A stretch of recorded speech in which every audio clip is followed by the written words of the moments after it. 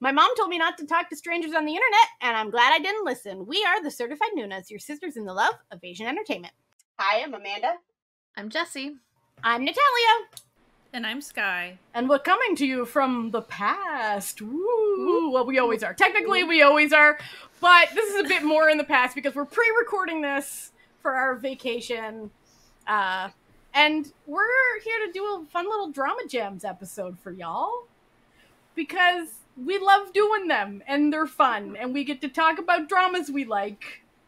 And what more could we enjoy doing with an evening? There you go. You know? So we've chosen a real fun episode for you, because our theme, this Drama Gem, is idol dramas. So, for anyone just tuning in for the first time, you may not know this, we're not just drama fans. All of us are pretty big K-pop fans as well, and K-band fans and that sort of things. And a lot of dramas exist that are about...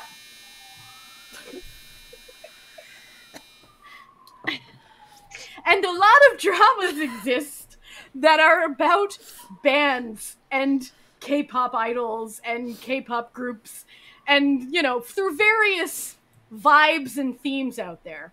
And we wanted to bring you a little selection of the ones that we enjoy. So each of us has picked a fresh, delicious idol drama to really sell you on. Do you ladies watch a lot of idol-based dramas? A fair bit. Here and there. Fun time, Yeah. but yeah, you know, when they pop up and they look good, give it a little. There's usually, like, at least, like, one every season that comes out. Like, I feel like it's a really popular theme, made even funnier by the fact that K-pop fans don't know how to act. And this, like, and these shows are usually about, like, hey, these are people too. Yeah. Maybe let them live. And then they never do. So, you know, clearly the instructional manuals in these K-dramas ain't working. But they, you know what? We keep watching. We keep enjoying ourselves. So, and also there's kind of different types as far as you even have the subsection of the ones that like idols are actually in, like the whole group makes. Those usually aren't very good. So they're... Listen, but there's something... They've improved over the years. They have improved over the years. But it's a vibe. It's usually just a vibe, especially if you're a fan of that group. You're gonna like you're gonna have a good time no matter what. Yeah, because it's mostly like they hype up the like individual personalities of each of the members, and it's kind of like just to see them together, because it's like all of the group there, and not just like a lot of the group is in a drama, which is very different. And it's like, it might be bad, but there's some of them are so bad that they circle right around to be circle around. Yeah. You circle around and they become fondly. You know which one I'm talking about. You know I'm talking about EXO Next Door. EXO Next Door. EXO Next Door and Dream Night. Those two are always the one that kind of rise to Dream Night had GOT7 turning into actual dolls of themselves, like plush dolls. It's, you never know what they're gonna do on these shows. But if you're going through a rough time in life and you want to sit down with a cold drink and watch, like, Dream Night, you're gonna have a good time. Like, you're going to really enjoy yourself. Especially if you really like GOT7. Like, it's gonna be fun for you. It's like, you don't tune in to one of these to be like, I'm about to watch a master class in acting. You're like, I'm about to see a hot mess of a school-style production put to film. I'm very excited for what we're about to witness. And that's what you get. So that's like one type, but I feel that's one type. We're probably not going to be discussing that one quite as much as far as what we recommend. But I'm just saying that is the subsection of ones that we've seen, ones that we've enjoyed, or we might reference sometimes, but we don't necessarily be like. Again, it's not high art necessarily. Not that we're not snooty or anything about it. And it's also go ahead. No, I was like, like also, I feel like some people believe that, like, idol dramas that are not band or specific group based have to have idols in them. They don't have to. It just has to be about the idol life. They normally do have idols in them because it's very easy to get more viewers to watch these dramas, especially because a lot of them are produced, like, as a web drama, so they have very little budget. But, like, they don't have to have, like, idols. A lot of, like, the dramas about idols, the, like, main idol, like, the star of it is not an idol. Like, they've never like, they may have, like, trained because some of them are at the same companies, but, like, they never actively like debuted in a group. So, like, there is, like, kind of like a difference, but a lot of them do have a lot of, like, your favorite idols, like, showing up. Definitely. Like, they'll have them, you know, in the background, or like, we went to Music Bank and, like, look at all of the idols that were there. Or, like, the rest of the group is, like, of the fake group for the drama is made up of idols. Yeah. The main character will be an actor who maybe trained, but did, you know, but all of his background members are, like, actual, not always. Sometimes they're also actors who... In the one I'll be talking about, there's a rival group to the main group, and all of the actors that play the members of the rival group are all either current or former actual K-pop idols of smaller groups. But I love when they do that too. It's kind of like they acknowledge, like, who they have. They're like, listen, we got a little bit, and, like, it's fun. It's fun. You know, we're here to have a good time. And speaking of a good time, I think Sky has a good time to tell us about first. So, Sky, what is your gem today? What should we watch? I am going to pick I Will Be Your Bloom. It's also known as the Japanese title. As far as, like, if you look on MDL, it's going to be under the Japanese title. Kimi no Hana ni Naru. But it is on Netflix, at least for the USA. And it's I Will Be Your Bloom on Netflix. I think Vicky also has it now too. Oh, cool. So I Will Be Your Bloom, it is actually centered around a gal who is a teacher and has a rough go of it, and then becomes like house manager mom for this boy idol group who's struggling, and they kind of are on their last effort to stay a group, essentially, to become successful and stay a group. And so it's a lot of healing going on between everybody that's involved in the group. It's very, very sweet. It's Japanese, so, like, this isn't... But as far as, like, a lot of the idol stuff, it's very similar. In case you're unaware, it's very... As far as what they're showing is performance, practicing, music, writing, all this stuff. It's very, very similar to... At least this setup is very similar. Everybody living together in a dorm-style apartment situation, which is very much like K-pop idols typically. But it is a great little drama. It is 10 episodes, about 45 minutes-ish a piece. The music is great. The dancing is great. As far as I do not know the career history of all of these kids, like, I don't know if they were trained as any of these ever trained as idols or anything like that. This is not, they're not, like, all in one group or anything. They are, like, actors, and definitely the main idol guy, he's all over the place all the time. But a part that I wanted to bring up about this, and why I really want to recommend it, is there's actually a lot of queer representation, despite the fact that, to be clear, the main couple is kind of a will they, won't they for most of it, between the manager gal and kind of the main, I think he's the leader idol within the group. But it's not sketchy, it's not weird. It can sound weird, I guess, but it's not. I want to be clear that that's... It's above board. It's above board. Everything's above board. They're very, very careful about that. But what's kind of cool, and there's some of the idols within the group that they straight up say that they're of other, like, sexualities and stuff, but it's in passing, and it's just a part of who they are, and it's not... a big deal is not made of that. And there's kind of a moment where they're all just hanging out and they kind of just say, well, I'm this and I'm that. And they're like, okay, cool. And then they just kind of, and then sometimes it kind of gets mentioned, oh yeah, I dated him or whatever.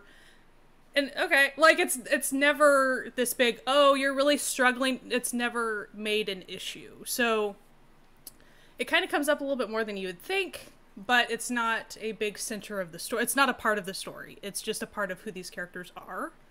And I feel like there was definitely like, I think one of them seemed to be gay and one of them seemed to be pan and one of them seemed to be asexual.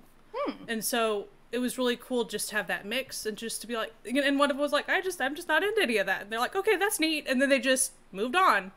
And so it's not a crux of the story, but like, I just really appreciated that. I thought that was really cool, especially within an idol drama. Like, it's usually just not brought up, like the fact that in a group there can be people with different sexualities and stuff. I thought that was neat. But as far as storytelling wise, it is a great dramas. Like the music's really good too. Like the couple of the main songs that they perform are really good. The dancing is good. But even it's kind of angsty as far as like, oh no, are we going to make it as a group and stuff. And like, I did feel like a lot of that is true to form with what a lot of groups do probably deal with. I can't sit here and say for sure that groups deal with that, but from what I've seen as a fan, sure seems like that's probably something that groups do have to figure out, because sometimes groups do not make it and they do get cut. So I will emphasize that the angst of that is a part of it, but it is a hopeful tone of a drama. It is not something that they usually try to... They don't stay down the whole time, but there are some episodes that are more worrisome or something, but it is not the whole tone of the drama. I think that Jessie watched it as well. I have a couple, like, I'm on 4 or 5, so like halfway. Oh, okay. Yeah. What did you think about it? I really liked it. I think it's really cute. I think, like, I feel like a lot of, like, K-pop idols don't talk about, like, having, like, house mothers anymore. Like, and I feel like it used to be, like, a thing. Like, Super Junior would talk about it a lot.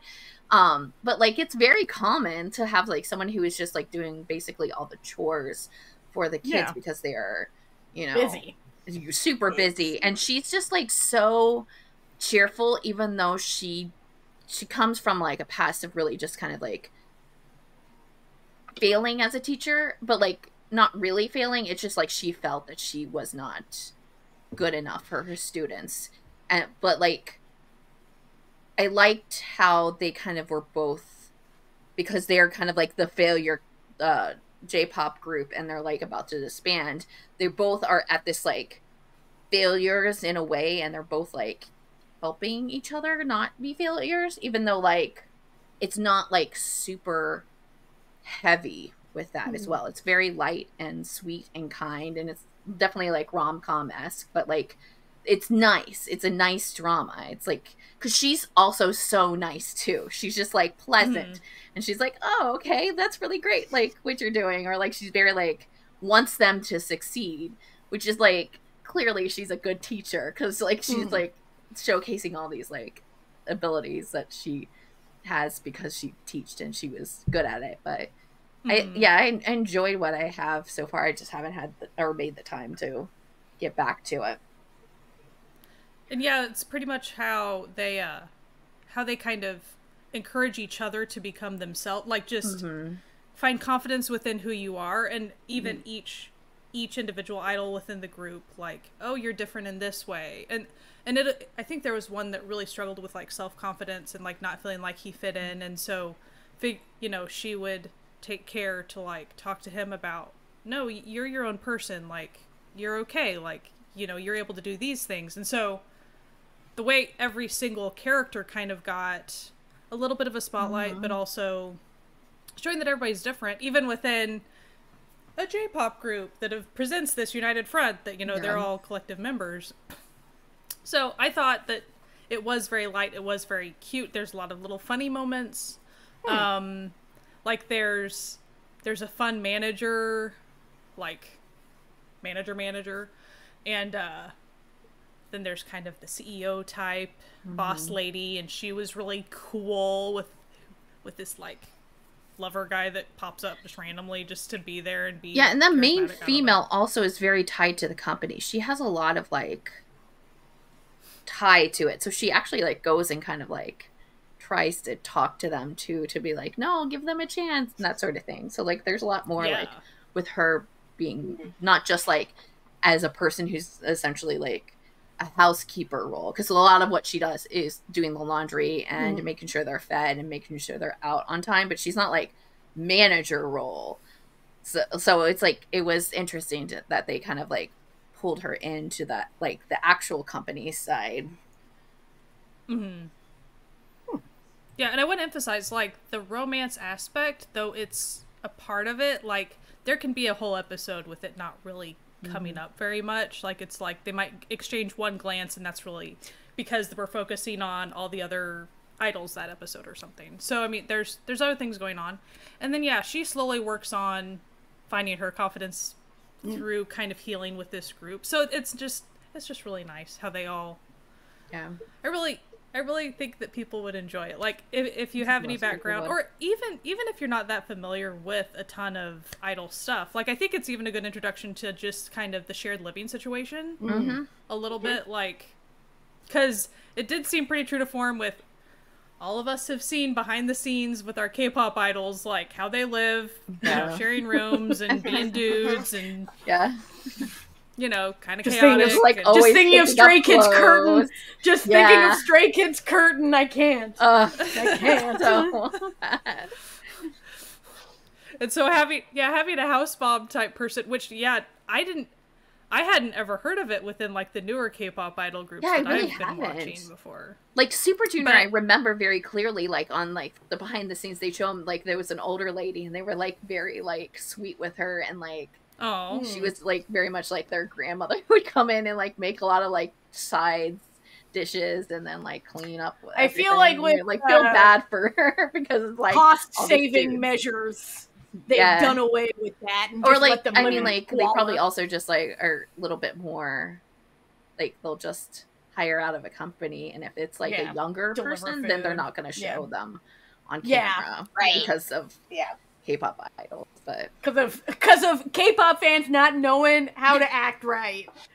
Right? It always comes back to that, doesn't it? It always comes back to these fans not knowing how to act right. Yeah, exactly. This has been on that one's been on my list for a while, so maybe I'll watch it. I'll be your bloom. If you are looking for kind of light and sweet, that is the general tone of it. So despite the fact that it's like it's kind of they're both on a struggle bus of life. It's not really like they're going through difficult stuff, but it's light. Yeah, it's not gonna like get you in a place where you're like, oh my gosh, I just feel bad about like everything, and like I just want to like hug them all. It's just like more of like you're like, oh, I constantly see that light. Like it's very it'll bring you up rather than bring you down, despite the fact that they're struggling. So it is very like it's heartwarming. Pretty much every episode, you're like, oh, that was fun. What a nice time we just had watching. It really this. Nice. Every time I would put away an episode, I'd be like, well, that was a good time. I will come back tomorrow for another good time. Well, I feel nice about what we just experienced. You know, let's do this tomorrow, same time. And also, I enjoyed like the way they did portray the members. Everyone kind of had different relationships, so you could tell some of them kind of were like not super tense all the time, but they seemed like real people. The characters were well rounded. It wasn't just I'm a prop in a story. It was. There was stuff going on between all the characters, so it made sense. Yeah. Highly recommend. Fun. I like it. Picasso. I like it. Old meme. Dead meme drop with Natalia. It's not dead. It's still alive. It's still alive. Keeping it alive. We still like it. I'm about to bring us to a completely different vibe. What in every possible way with my pick. One of my favorite 2023 dramas, which was The Heavenly Idol. Now let me set the scene for you, because this one's got a bit of a setup that's a little weirder than the average idol drama. So you actually start in an alternate fantasy dimension, okay, where the head priest of like the god of the land, the god's name is Redlin, and the pontifex, the head priest of this particular god named Rembury, is fighting the devil. Okay? And the devil's evil forces, all right, who want to destroy all things good and in this world. But whilst fighting the devil, and by the way, the devil is played by Lee Jang-woo. I know that he's on, like, I Live Alone, and they like to, like, for some reason, poke fun at his size. He's so hot. Like, I just need people to know, in this, as a villain, it's something else. He's doing things, okay? Anyway, but while fighting the devil, he gets pulled through a magical, like, dimension portal situation and wakes up in his doppelganger on our universe's body, who is a member of a not that popular, but, like, mid-popular boy group, who can't sing, but can dance and is, like, the visual of the group, okay? But gets transported right before they're about to go perform on stage. And he then loudly on stage in the middle of this performance goes, "I don't know how to dance." Anyway, this causes, like, a huge, like, shenanigan, like, his whole group, and they find out the group, they all hate each other and hate him, because he's... And by the way, this is the first, like, this is the first episode, okay? This is not, like, deep into this show. Like, this is in the trailer, it clicks along. Okay? Like, this just goes. You find out, like, everyone in his group hates him because his doppelganger is the biggest piece of garbage to the rest of his group and doesn't care about any of them. And also, he's now in the body of this idol, has to still find the devil, whose face he has never seen, to stop him from his evil machinations. But he doesn't have all of his magical powers quite as well in the new world as he did in the old world. Do I remember right that he kind of speaks like, he speaks, you know, very Shakespearean, proper, like old? Very proper. Like, people are just like, did you hit your head? Like, did you get brain damage? Are you going through something mentally right now that has caused you to have a psychotic break? Because you are acting insane. Meanwhile, there's always a lady. This is a romance drama. Anyway, you meet the female character who was a manager of a very popular girl group, but one of the members tried to, this is also shown very early, I'm not giving anything away here, tried to kill herself and is in a coma. And because of that, she quit her job and just fell into a deep depression, like real depression. And was considering, you know, killing herself, but while walking on the street right near this group's debut, was stopped by this guy's doppelganger and was given a CD and said, "Oh, you should come check us out." And he was so nice that she turned her depression into obsession about him. And so when she sees this, like, disastrous performance, she's like, I need to help him before he ruins his career.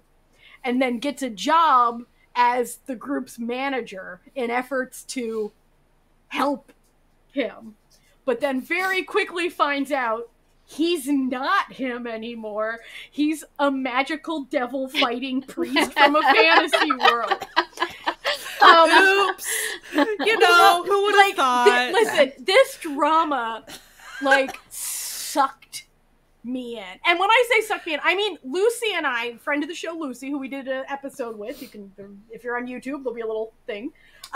Her and I did, like, a whole, like, series of us watching every episode of the show and talking about it together. And, like, we were obsessed with this show. Like, it's only 12 episodes. The episodes are, like, an hour each episode. And it does everything. Like, the amount that they pack into this show is wild. Like, they find out that this version of him, because he was a priest who had to sing homilies, is actually a really good singer, even though he doesn't know how to dance. But, like, so they sent him to this, like, singing show with another member of their group to try to, like, bring up, like, the groups. But everyone thinks he's going to get kicked out really early because he can't sing. But then he, like, sings these beautiful, like, gospel songs, and people are like, what the hell? Meanwhile, the devil has been corrupting, like, all these people on Earth, including, like, his, like, another rival singer, and, like this other idol group called the Evil Boys. Who... This is like a title we would do for this writing just feels so the way the fact that, like, to someone who's not familiar with K-pop, they would be like, there would never be a group called Evil Boys. Like, you bet there would. And then he finds out there's, like, a weird cult that all of these celebrities are part of. So he has to then, like, he's playing in a show, like, he's acting in a show with this other actor. They're playing bad priests in this show, and he's like, so his character is pretending to be an idol, and then the idol is acting in a show. Acting in a show, okay. That he also is not good at acting. So he now has to come and be on this show playing a priest who's, like, a Catholic priest who's, like, a bad guy. And he's like, I can't believe a man of God would do this. Like, this writing is just horrific. Then, like, he gets entangled with a cult. Like, it's this show. He has to go on, like, a dating show as part of, like, his quest to, like, get close to these, like, A-list celebrities. Meanwhile, the devil is trying to, like, ruin his career and corrupt everyone around him. It is so much fun. This show, I enjoyed every single episode of this show. I wish to throw in, just so people know, it is not super high budget. No. When it comes to the special effects of any more, magic that is occurring. It's more just like you're getting there on vibes, okay? It's just vibes. Like, it's very vibes. That's... Like, it's doing its best. Like, it does have a really good... Like, they spent their money on the cast. They did spend their money on the cast. They didn't spend their money on special effects, okay? Because it stars Kim Min-gyu, of Business Proposal fame, you know, glasses guy, for anyone who's not familiar, as the main lead. Like, and they have Go Bo-gyeol as the female lead. But they've also got Ye Ji-won as the CEO of this company, who's just one step away from ending it all. Like, she's a woman on the brink. She's being driven insane by him this entire time. And also, you're thinking, like, oh, she's just so delightful. Would they possibly give her an unhinged love line story through the whole thing? You bet they would. With Tak Jae-hoon's character, he's like this older songwriter who starts out hating, like, you know, like, he's like, this guy's so disrespectful and I hate him, but then by the end he's like, I love this guy. He's like my son.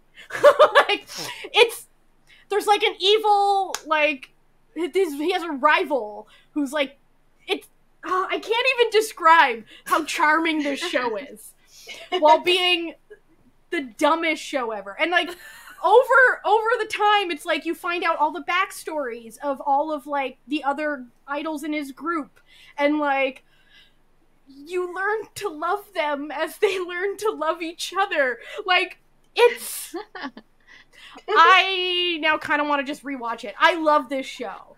And I know that, like, it was a little divisive on the timeline. A lot of people were not vibing with the good times that the Heavenly Idol was trying to I do think if you know you. ahead of time you're dealing with a lower budget special effects situation, I think it's good it's good to just know that before you enter it. Absolutely. And so then if you're in the mood for that type of a show, it's time to pull that one up. But, like, don't go in expecting like Arthal Chronicles prettiness, or you know, like you're not going to get that. Like it's not going to be occurring. At the end of the day, a comedy. Like it is. Yes. Like it is supposed to be absurd and a little cringe and a little like secondhand embarrassment features heavily in this show.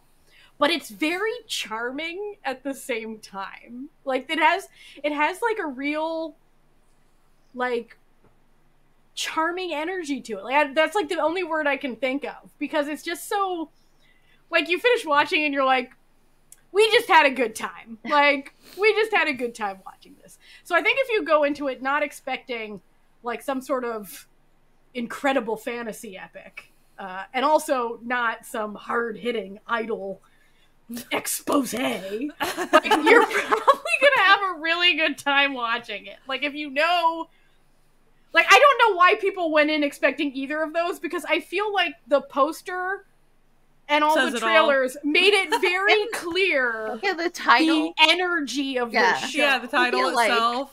Yeah, you can get it. Like it is based on a web novel, and it has web novel energy. Mm-hmm. So like it's very much a really good fic you read on AO3 that went a little too hard. You know what I mean? Like, that's like where you're like, wow, the devil's here? Like Jackson Wang, is that you? Where's Jackson Wang?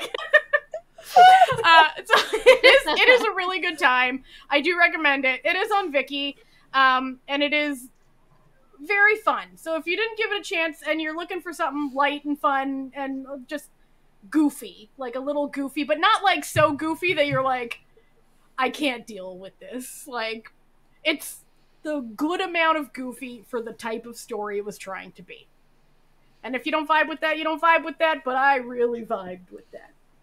Perfect. So, that's Heavenly Idol. All right.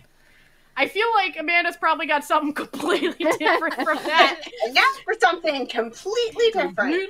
Yeah, way on the other end of the scale.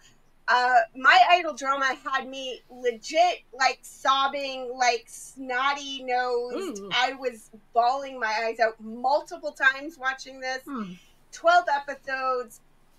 MDL says they were like an hour and a half each, which I kind of believe. There's a lot of story packed in. So this one, if you've been listening to us for a while, you will have heard me mention it before. Idol the Coup. It's from 2021. It kind of flew under the radar. It wasn't on, I think it was on iQIYI, so that's not a normal K-drama kind of situation. So I think it flew...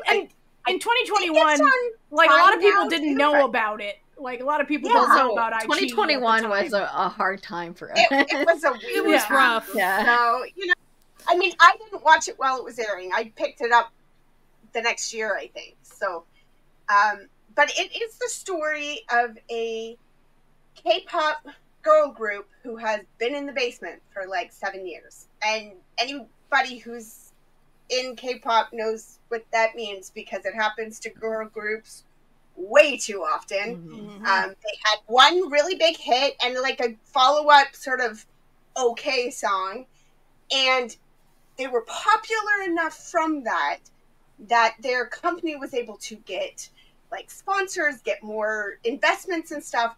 They were able to launch a boy group. The boy group went through the roof. Yeah, of course. And all of the resources got sucked into boy group land, and nothing left for the girl group, including their manager, who feels terrible about this. He loves his girls, and he would like, he basically works for the price of one manager. He's doing double duty and trying to like get, you know, every time the guys go out of the country, he's like, I won't travel with them so that I can stay home and like try to do something for the girls and get something working for the girls. So meanwhile, they're working as like food delivery people. One of the girls does like backing tracks for other idol groups. One of the girls is like, she's sort of the dancer of the group, and she gets paid by a club to come and drink and dance, and like that's her job. She's, you know, gets the energy up at the club kind of thing, and people get to sort of say, ooh, I saw a celebrity, right? Like that's her job. One of the girls is just she's just a quiet, sort of doesn't really do anything. Her mom's kind of on a case to like, maybe you should go to college and move back home and stuff. And she's like, no, I have a contract and I have to see this through, kind of thing. So 4 out of 5 of the girls are actually with girl groups or have been with girl groups at some point. One of the girls who's in this, she plays a character who left her former girl group, which is huge now. And so like they treat her like trash whenever they see her, because they're like, you abandoned us when we were low and now we're high and you're low, and like, suck it, right? And she feels terrible about that, but now she's also kind of looking to like abandon this group so that she can have her shot.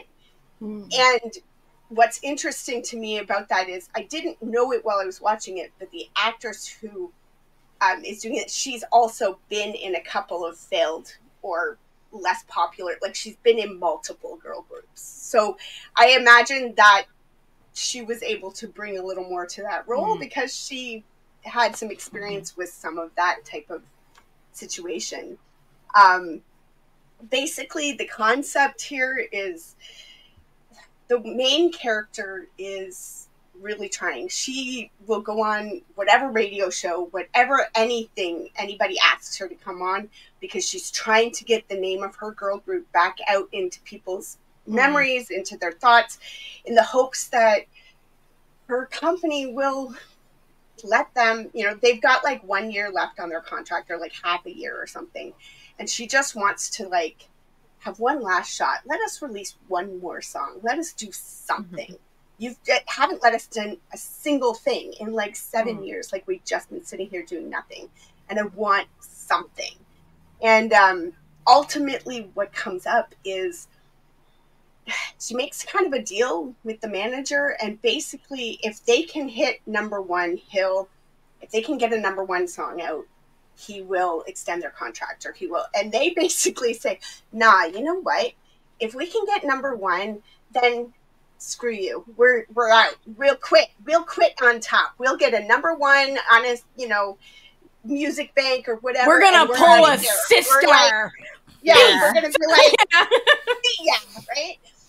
And then there winds up being like a new guy who comes in charge of all of this and in charge of the company and everything. And he's like, well, great. Sounds good. Do it with nothing. And he gives them no resources. He gives them, they have to do everything on their own. And they're like, watch us. And it's heartbreaking and heavy and sad, but it's also uplifting and emotional and hopeful.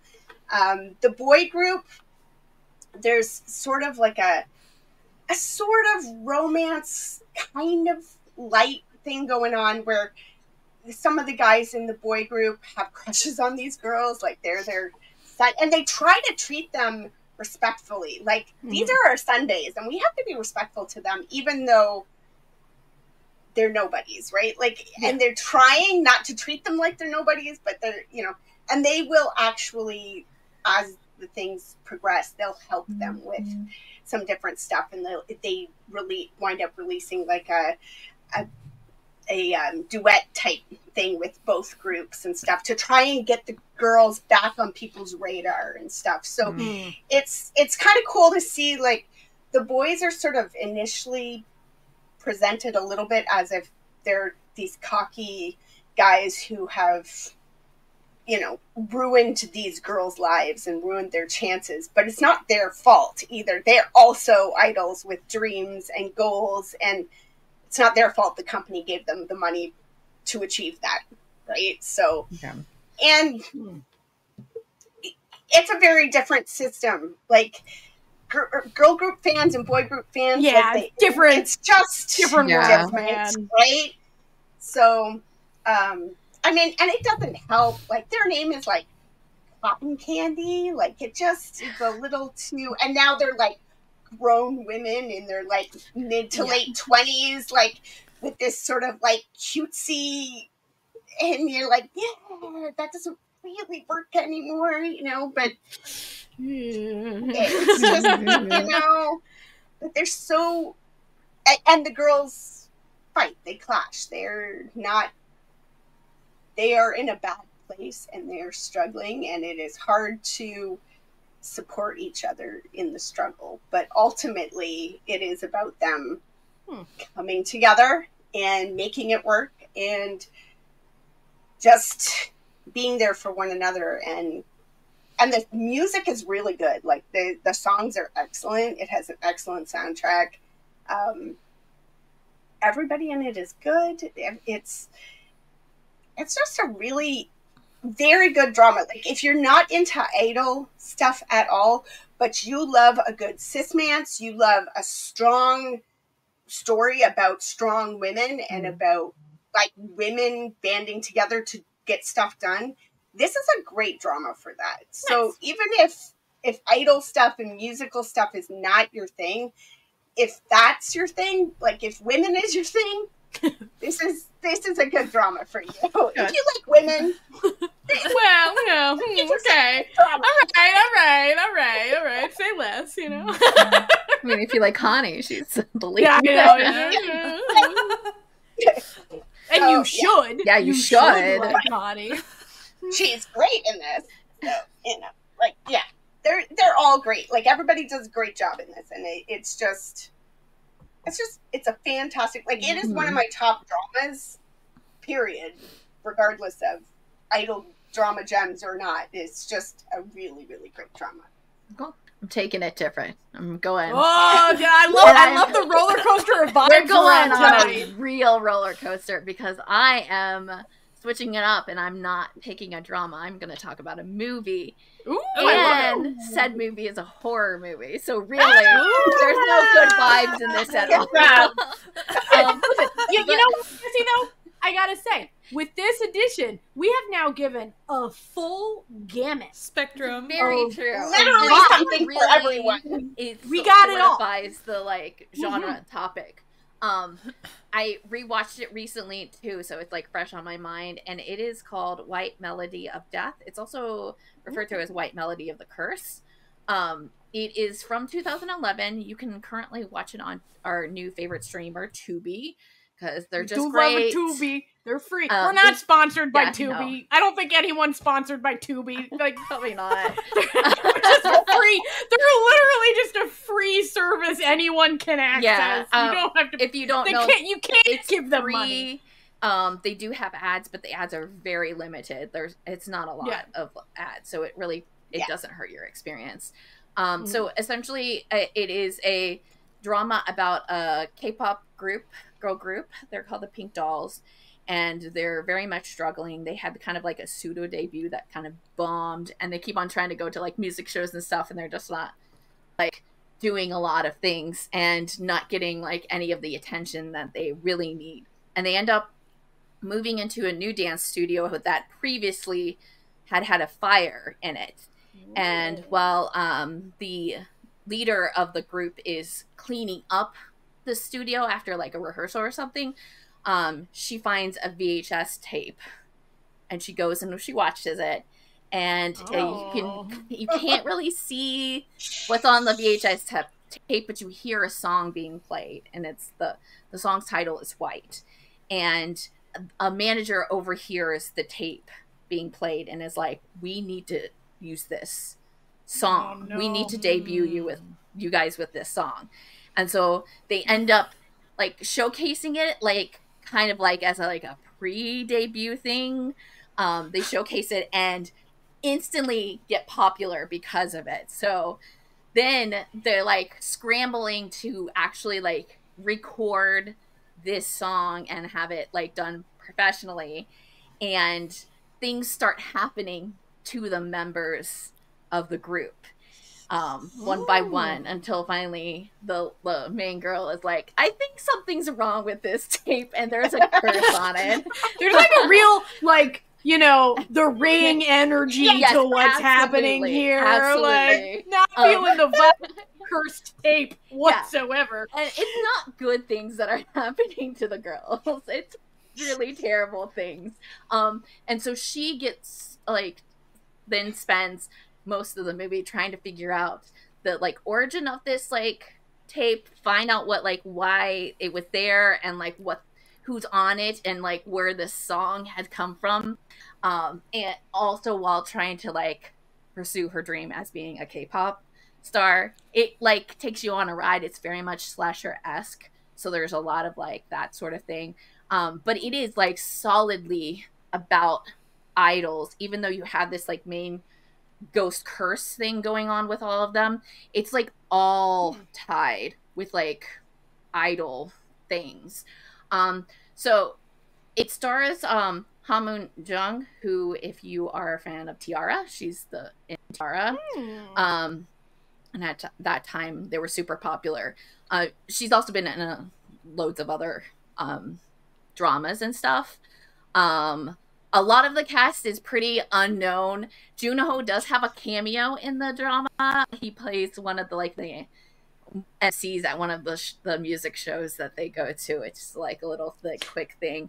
Also, one of the members of the girls is her name in the show is Jenny, but she's played by Kim Yoon Jung, who everybody knows who she is because she's a super popular like actress right now. She was the Bridal Mask, Doctor Stranger item, you know, that main actress. This is actually her first role, and when she was doing this role, she actually at her company was training to be part of jewelry, but she didn't actually end up debuting with jewelry. Which I thought was like a fun little thing to like find out about it. So like there are like idols like tied to this movie as well. It also got like super popular and was like one of the highest grossing drama or movies that year in 2001. But like a lot of the movie is like showcasing really kind of like the dark sides of being an idol. Like one of the like first things you see and is one of the first like points of contention with the leader is that they get the dance studio because they got a fund, like a person who was like funding it, and he wanted sexual favors as payment. And so they kind of like touch on that. All the girls bully each other and all the girls want to be like the leader and like be the star of everything. They showcase how like there's like disproportionate like popularity between the like members of the group.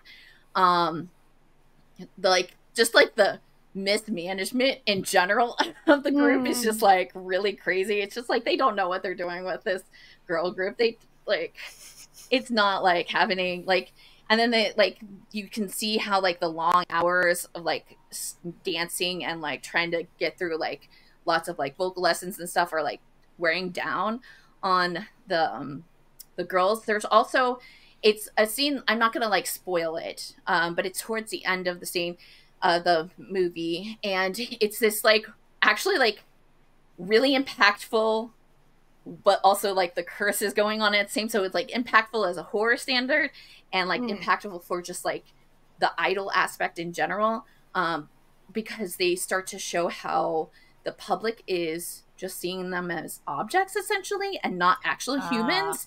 And there's this like crazy scene that like perfectly exemplifies this, and with the like horror level of it, everything. It's like kind of crazy. A lot of like the things that happen to the girls are tied to like bullying things within the like group as well.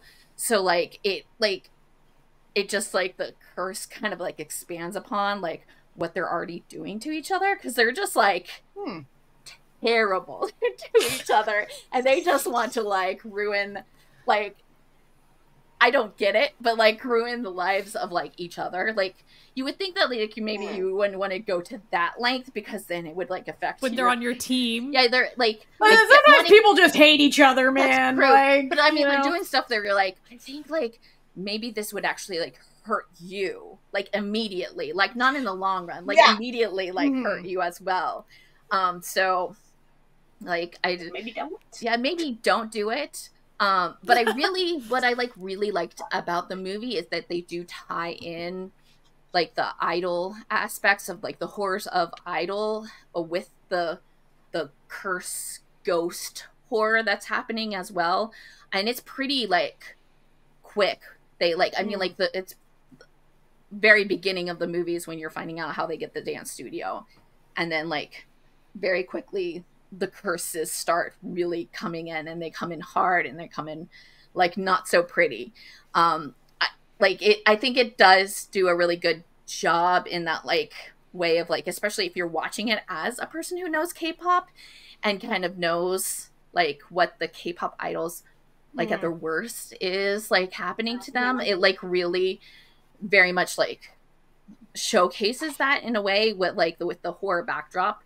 I think that's like, it just like, it's a fun way to do that sort of thing. And like Natalia said, it is like The Ring, but it's very much like they take it into different places. It's not like it's just like a carbon copy of The Ring. They take that concept and expand it onto their own, and it just like really makes the whole thing really great. Also, like, because I was like trying to like, because I knew that like talking about a movie was not gonna like take a lot of time to talk about, because like, you know, it's only like an hour and a half long. So I was trying to like find some like fun things about it.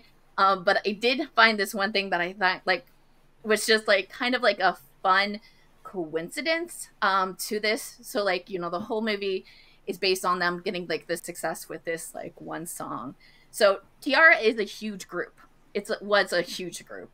And they had a good amount of songs that were super popular. But they have one song in particular that is their most popular because it like was like most popular because the general public started really loving it. And that's called Roly Poly. And you probably, if you're into K-pop, you know the song, at least like visually. It's the one where they're like in a club, and it, like the club has like a lit up dance floor and stuff, and in there like, you know, dancing to the Roly Poly like song. And it's like a fun song, right? So but like it really like skyrocketed them in a different way.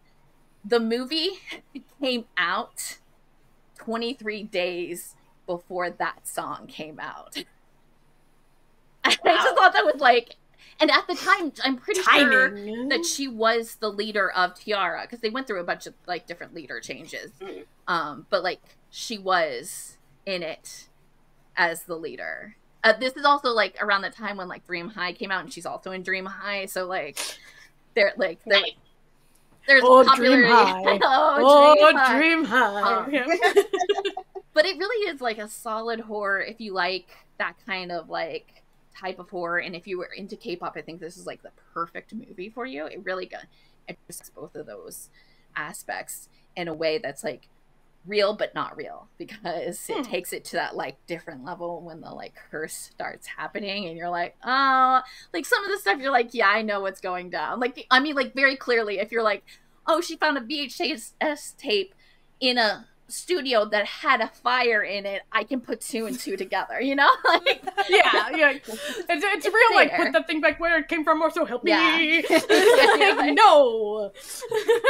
But like they're constantly going to like music shows too, and I think like that's really fun. I'm like, oh yeah, this is like exactly how music shows are, and you know, showing like the MCs do their thing, and it's just, you know, they're just all just trying to be like number one and be the center and be the lead, and like it just like escalates, especially because like after a while they're like they don't even think about the girls that have been attacked too. They're just like, okay, onward, you know, whatever, like that seems like a them problem. Like, well, moving on, maybe now I'm closer to getting, you know, center lead or whatever. It's very good though. If you're into horror, I think you'll solidly. That sounds like fun. It sounds fun. Yeah, like in a disturbing sort of way. Yeah. And with that, those were our Drama Gem picks for idol dramas. Unless you're a member of the Found Family, in which case next Monday you will get on Patreon a second pick. The reason it's coming out on next Monday is because next Monday we will not have a regular episode.